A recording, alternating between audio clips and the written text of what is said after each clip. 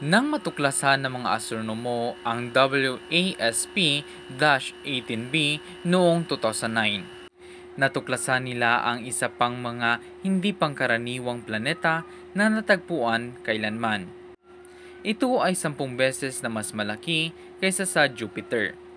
Ito ay nakakandado ng mas maayos sa kanyang malaaraw na bituin at kumukumpleto nito ang isang orbit sa loob ng wala pang isang araw ng Earth o mga 23 hours lamang ito. Ngayon, itinuro ng mga astronomo ang GWST at ang mga makapangyarihang instrumento ng NIRSS nito sa ultra-hot Jupiter at na-map ang pambihirang kapaligiran nito. Mula nang natuklasan ito, ang mga astronomo ay interesado ng humusto sa WASP-18b. Ito ay napakalaki, na 10 beses na mas malaki kaysa sa Jupiter. Ang planeta ay malapit sa brown dwarf na teritoryo. Napakainit din ito, na ang temperatura nito sa araw ay lumampas sa 2,750 degrees Celsius o 4,900 Fahrenheit.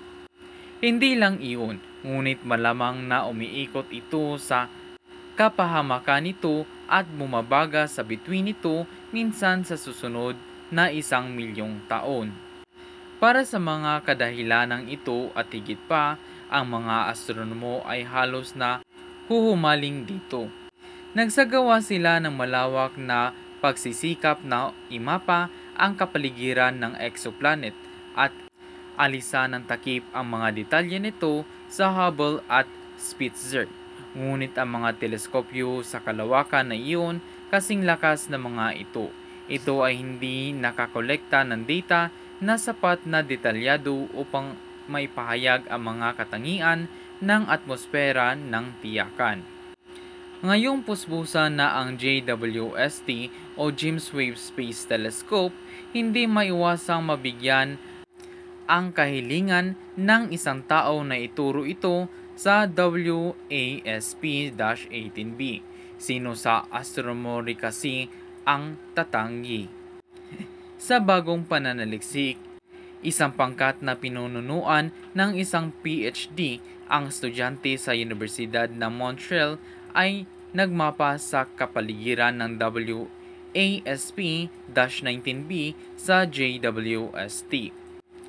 Ginamit nila ang instrumento ng NIRISS, isa sa mga contribution ng Canada sa JWST. Ang papel ay isang broadband thermal emission spectrum na nagpapainit ng Jupiter sa WASP-18b. Ito ay naipapublish sa kalikasan. At ang pangunahing may akda ay si Luis Felipe Colombi. Sinanay ng mga mananaliksik ang NIRISS sa Webb, Near-Infrared Image at Satellites Spectrograph sa planeta sa panahon ng pangalawang eclipse. Ito ay kapag ang planeta ay dumadaan sa likod ng bituin nito at lumilitaw sa kabilang panig. Sinusukat ng instrumento ang liwanag mula sa bituin at planeta.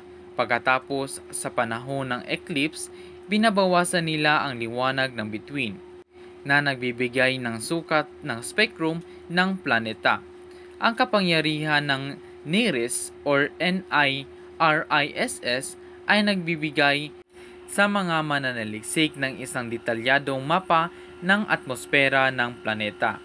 Ang nasa infographic na ito ay nagpapaliwanag kung paano ang mga transit at eclipse ay maaring magbunyag ng impormasyon tungkol sa isang exoplanet. Sa tulong ng NIRISS, na-map ng mga mananaliksik ang mga radiant ng temperatura sa day side ng planeta.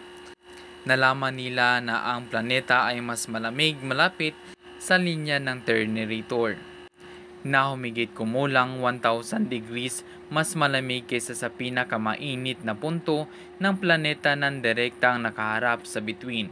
Ayan ay nagpapakita na ang mga hangin ay hindi makapagpalaganap ng init ng mahusay sa gilid ng gabi ng planeta.